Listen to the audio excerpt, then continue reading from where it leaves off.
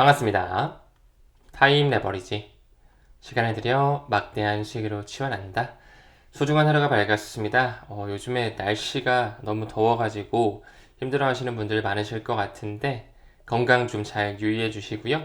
오늘도 정직, 성실, 겸손, 조심 다지면서 함께 성장할 수 있도록 하겠습니다. 천천히 들어가 볼까요?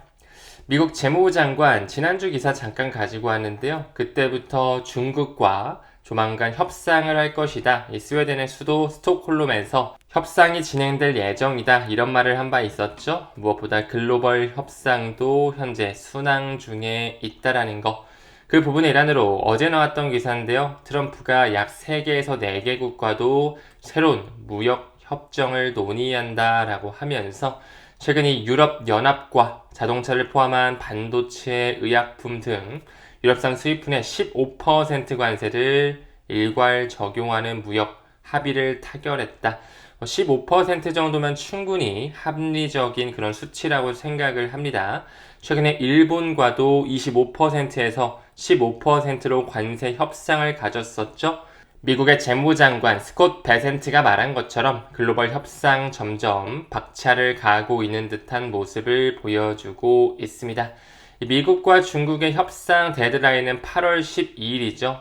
이때 또 어떤 얘기가 오갈지 이전에 신호가 나올 수도 있고 한 번 더 유예가 될 수도 있는 가능성을 열어놓고 있는데 일단은 그들이 뭔가 치고받고 싸우는 것처럼 보이지만 결국엔 치킨 게임을 하는 게 아니다라고 말씀을 드렸습니다. 반드시 협상이 잘 마무리되면서 우리 암호화폐 시장에도 좋은 훈풍이 불 수 있지 않을까. 이 또한 좀 여유롭게 지켜봐 주셨으면 좋겠어요. 아무쪼록 방금 언급드렸던 것처럼 5월 달에 그들이 치고받고 싸우다가 90일 연장해가지고 지금 마감 데드라인이 8월 12일인데 우리는 합의 시기보다 질이 더 중요하다라고 하면서 90일이 추가적으로 연장될 수가 있다. 좀 이런 가능성도 열고 있거든요. 어디까지 그들이 시간 끌기를 할진 모르겠지만 결국에는 타협을 할 수밖에 없다라고 생각합니다. 정말 올해 상반기 내내 트럼프의 이 관세 전쟁이라는 워딩으로서 우리 암호화폐 시장 너무나 힘들었는데 여기까지 버텨오신 여러분들께 다시 한번 고생하셨다, 리스펙한다라는 말씀 좀 드리고 싶고 올해 하반기 좀 더 여유롭게 우리가 지켜봤으면 좋겠습니다.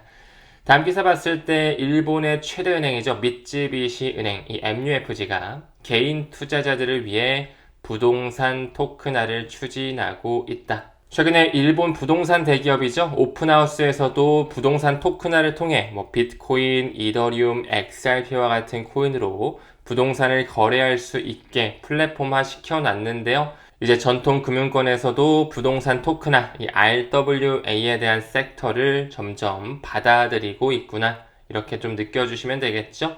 사실상 여기 나오는 미쯔비시와 리플사 뗄래야 뗄 수 없는 관계고요. 여러분 잘 아시다시피 리플사는 일본이라는 국가와 매우 친화적이다. 2016년 5월서부터 6대4의 지분으로서 SBI 리플 아시아 합작회사까지 만들었죠. 이것만 미루어 보더라도 매우 친화적으로 움직이고 있구나 알 수가 있습니다. 사실상 여기 나오는 일본의 최대 은행 미쯔비시 같은 경우는 과거부터 리플과 파트너십을 맺었고요. 국경 간 송금 조금 더 빠르게 더 효율적으로 하기 위해 차세대 기술 인프라죠. 리플 네트워크를 활용하고 있었다. 미쯔비시뿐만 아니라 영국의 대형금권 스탠다드 차타드 역시 리플렛 기반 결제를 시범 테스트를 해왔다라는 거, 그들의 거버넌스라든지 초기 투자자의 이력, 여러가지 공식 논문과 보고서만 미뤄 보더라도 이미 거대 금융기관들과 리플사 궤를 같이 하고 있다는 걸 알 수가 있고요.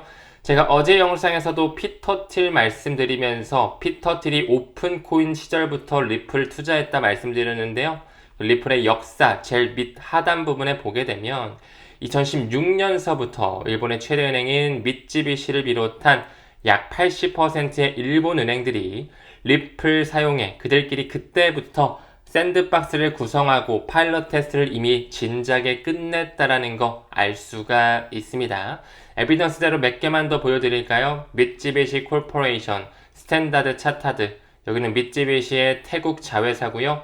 이 미쯔비시 은행이 리플렛을 활용하면서 꾸준하게 크로스보더 페이먼트, 이 파일럿 테스트를 끝냈다. 국경 간 송금을 더 좋게, 더 빠르고 저렴하고 효율적으로 하기 위해서 사용했다라는 거죠. 다음 차세대 기술을요. 그것이 바로 리플 네트워크라는 것입니다. 리플 원장 기반으로 설계되어 있기 때문에 트랜잭션이 일어날 때마다, 거래가 진행될 때마다 우리가 투자하고 있는 이 XRP 코인이 브릿지 커런시로 사라져 버린다. 개념 확실하게 잘 잡아주시고요.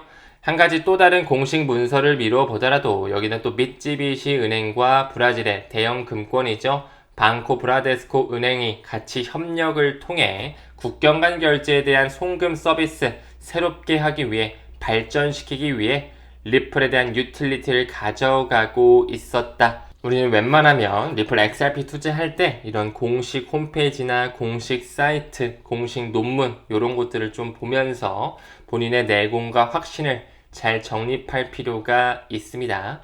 올해 1월 달에 나왔던 기사인데요. 그때 당시에 이제 리플 시총 3위를 다시 한번 탈환하면서 SBI CEO죠. 기타오 요시타카가 일본의 80% 은행이 리플을 채택할 것이다. 방금 언급드린 것처럼 일본의 대형 금융기관의 수장, 이 CEO 기타오 요시타카가 리플을 직접적으로 언급하면서 아마 2025년에 일본의 수많은 은행들이 리플을 채택할 거야 라고 말한 것 자체가 매우 큰 이정표라고도 볼 수가 있고요. 사실상 요 정도의 기사가 나왔으면 XRP 가격 지금 현재 가격에 머물렀으면 안 됐을 것 같은 생각도 좀 듭니다.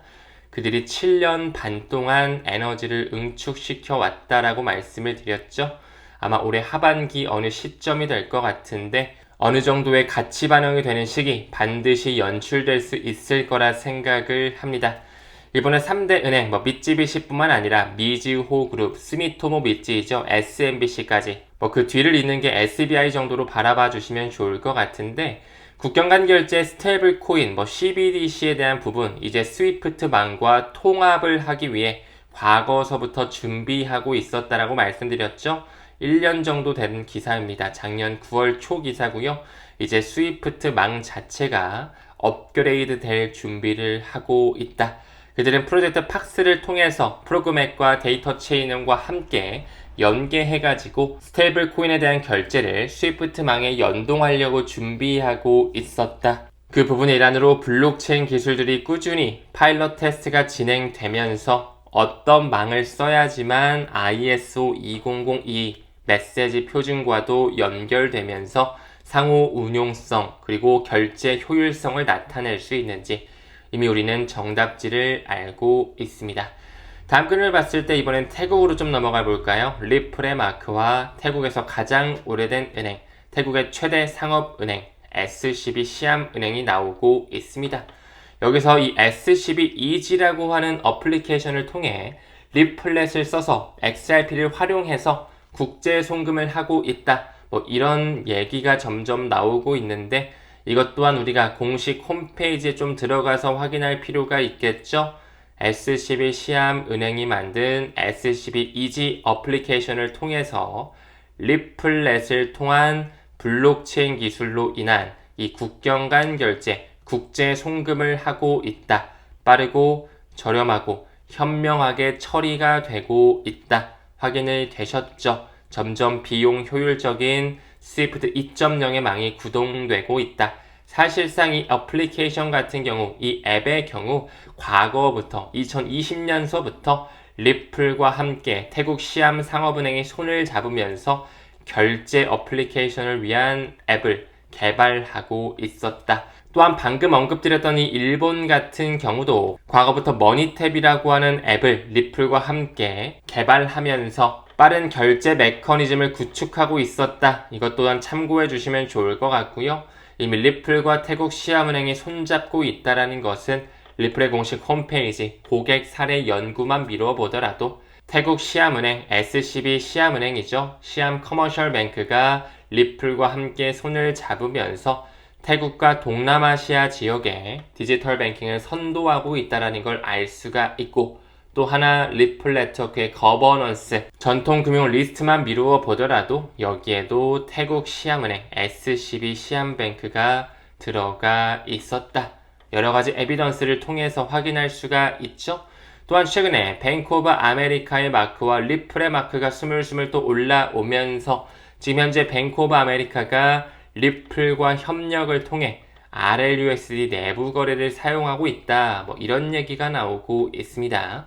뱅크 오브 아메리카는 방금 언급드렸던 것처럼 리플의 거버넌스 안에 포함되어 있을 뿐만 아니라 2019년서부터 리플의 분산 원장 기술을 특허로 출원하면서 그들끼리 가치의 인터넷을 이미 시범 테스트하고 있었고, 또한 뱅크 오브 아메리카는 페드나우 서비스 현재 참여 중인 업체 중에 하나죠. 그 부분의 일환으로 7월 중순을 기준으로 해서 페드와이어 펀드 서비스 거액결제 시스템에 리플렛이 탑재되어 있을 것이다. 충분히 알 수가 있고요. RLUSD는 독립적인 신용평가기관 이 블루칩의 A등급까지 받았다라는 걸 미루어 본다면 이 내용이 소문인지 진짜인지는 시간이 해결해줄 문제라고 생각합니다.